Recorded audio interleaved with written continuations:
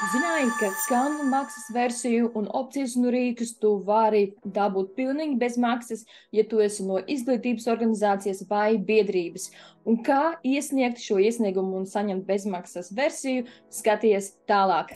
Pirmais ir, ja tev nav vispār Canva profila, tad ej uz www.canva.com un tev atvērsies šāda lapa, un zem Canva plāniem ir piedāvājumi izglītības organizācijām un biedrībām. Spiedu šo linku, piemēram, uz pirmo, un tev atvērsies vaļā informācija par to, kas tev ir jāiesniedz, kādiem kritērijiem ir jābūt, lai varētu saņemt šo bezmaksas versiju.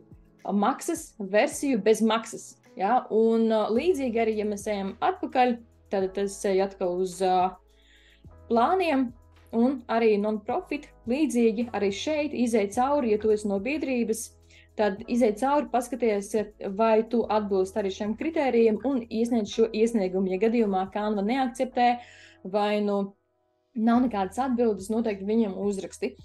Un atgādini par sevi, jāatsaka, tomēr vēlreiz iesniedz, un ja tu esi pilnīgi pārliecināts, ka tu pilnīgi atbilsti tam, ko Canva ir izteikusi par kritērijiem.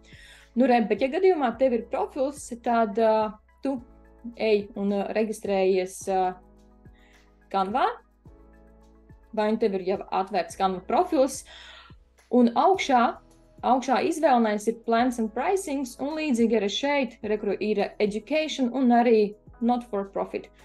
Es ļoti ceru, ka tev noderēja. Ja tev kādi jautājumi, komentāri, kāda atsauksme, lūdzu raksti komentārā, un tiekamies kādā citā video.